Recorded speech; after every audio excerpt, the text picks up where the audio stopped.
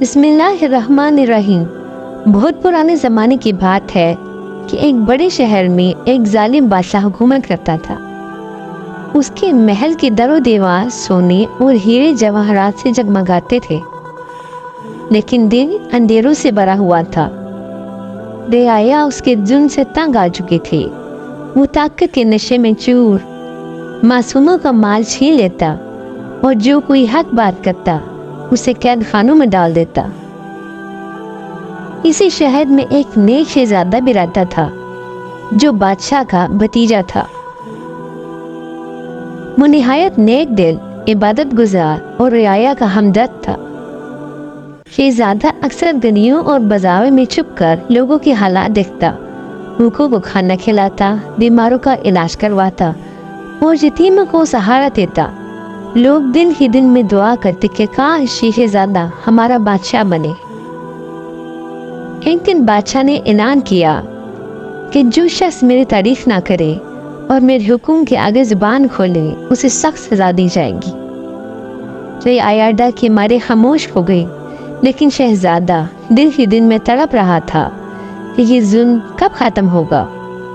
ایک رات اس نے اللہ تعالیٰ کے حضور دعا کی، اے میرے رب، تو انصاف کرنے والا ہے، اس قوم کو اس ظالم سے نجات عطا فرما اور مجھے طاقت دے کہ میں تیری مخلوق کی خدمت کر سکوں۔ شہزادے کی نیکیوں کی شہرت محل تک جا پہنچی۔ بادشاہ کو جب پتہ چلا تو وہ بھی جل گیا۔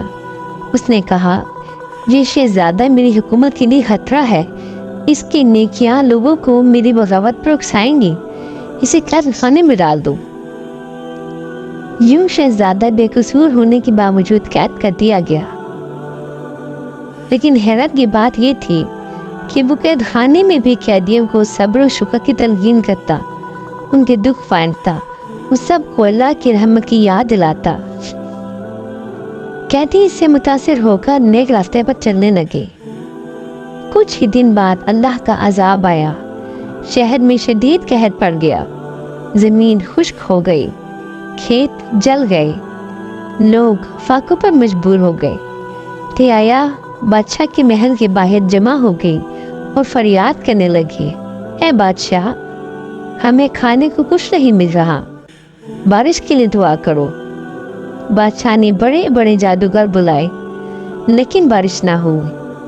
آخر لوگوں نے کہا، ہمارا نیک شہزادہ قید میں ہے، وہ اللہ کا دوست ہے، اس کی دعا قبول ہوگی۔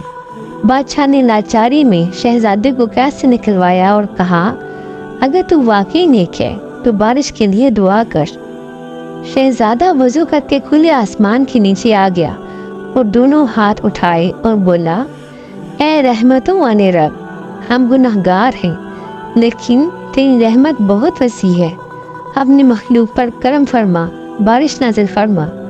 ابھی دعا ختم ہی نہ ہوئی تھی کہ آسمان پر بادل چھا گئے اور موسلادھار بارش برسنے لگی، کھیت سرسبز ہو گئے، لوگ خوشی سے جھوم اٹھے۔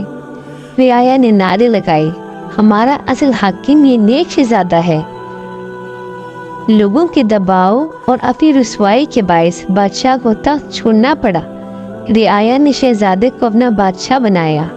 شہزادہ انصاف کرنے والا، رعایا کا خیر خواہ اور اللہ سے ڈرنے والا حکمران ثابت ہوا۔ اس کے دور میں ہر طرف خوشحالی آ گئی۔ یہ واقعہ ہمیں سکھاتا ہے کہ ظلم کا انجام رسوائی ہے اور نیکی کبھی ضائع نہیں جاتی، اور جو انسان صبر کرتے ہیں وہ ضرور کامیاب ہوتے ہیں۔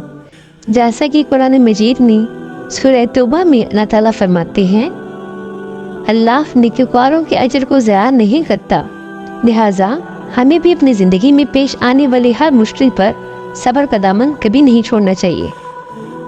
ویڈیو پسند آئی ہو تو لائک کریں، شیئر کریں اور چینل کو سبسکرائب ضرور کریں۔ جزاک اللہ۔